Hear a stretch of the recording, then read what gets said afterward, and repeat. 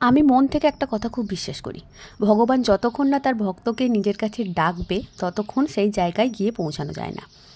তাই আজকে দীর্ঘ 12 বছর পর জগন্নাথ দেবের টানে আবার বেরিয়ে পড়েছিলাম মাত্র দুদিনের জন্য পুরীর উদ্দেশ্যে। লাস্ট বেড়াতে গিয়েছিলাম 2014-তে, তারও 2 বছর আগে গিয়েছিলাম পুরী।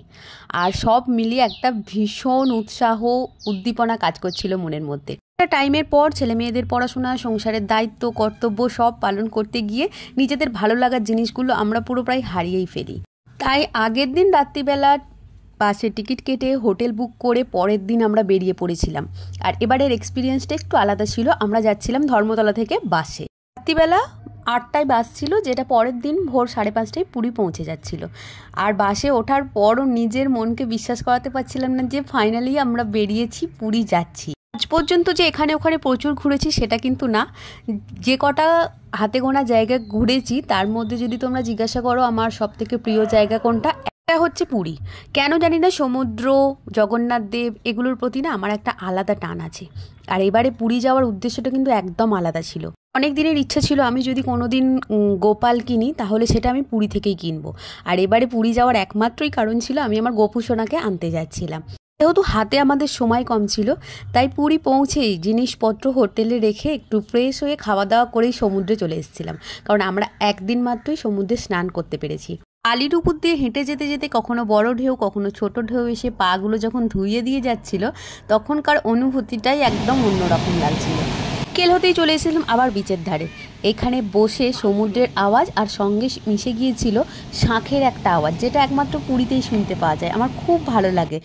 প্রথম দিনটা পুরীতে কাটাবার পর আমরা সেকেন্ড দিন বেরিয়ে পড়েছিলাম সাইট সিন করতে, যেখানে আমরা ঘুরেছিলাম চন্দ্রভাগা, কোনারক, ধবলগিরি আর নন্দনকানন। একটা টাইমে যখন ফুল দমে ইউটিউব করতাম তখন যেখানে যেতাম মনে হতো এটা ভিডিও করি, এটার ফটো তুলি, এটা আমাকে ছাড়তে হবে।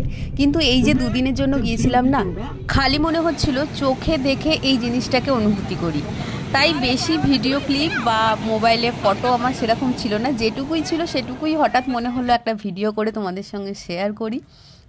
হয়তো দীর্ঘদিন কোথাও যায়নি বা আগেও এরকম 3-4 দিন বা 4-5 দিনের জন্য কোথাও যেতে পারবো কি জানি না। এই যে দুদিনের জন্য গিয়েছিলাম এটার একটা রিফ্রেশমেন্ট, যেটা আগামী কয়েক বছর বেড়াতে না গেলেও মনের মধ্যে রয়ে যাবে। তবে হ্যাঁ, একঘেয়েমি রুটিন, একঘেয়েমি জীবন থেকে বেরিয়ে অন্তত 1 বা 2 দিনের জন্য বেরিয়ে আসাটা খুবই দরকার।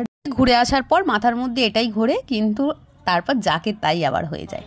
তো সেদিন সন্ধ্যেবেলা 8:30 বেজে গিয়েছিল পুরী ফিরতে। তারপর ফিরে পরের দিন সকালবেলা আবার 6টার মধ্যে বেরিয়ে গিয়েছিলাম জগন্নাথ দেবের দর্শন করতে, যেটা ছাড়া পুরী আসা কিন্তু একদম অসম্পূর্ণ।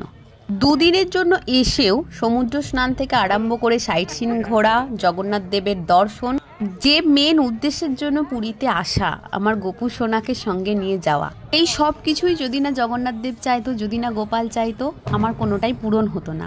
এইভাবেই তুমি আমার পাশে থেকো, প্রতিটা কাজে আমাকে আশীর্বাদ করো, আমি যেন জীবনে অনেক সফল হতে পারি। আবার তুমি আমাকে টেনো, আমি আবার চলে আসবো তোমার কাছে। আর আমার জীবনে প্রতিটা ইচ্ছা পূরণ করার জন্য অনেক অনেক ধন্যবাদ। এইভাবেই তুমি আমার পাশে থেকো, সাথে থেকো।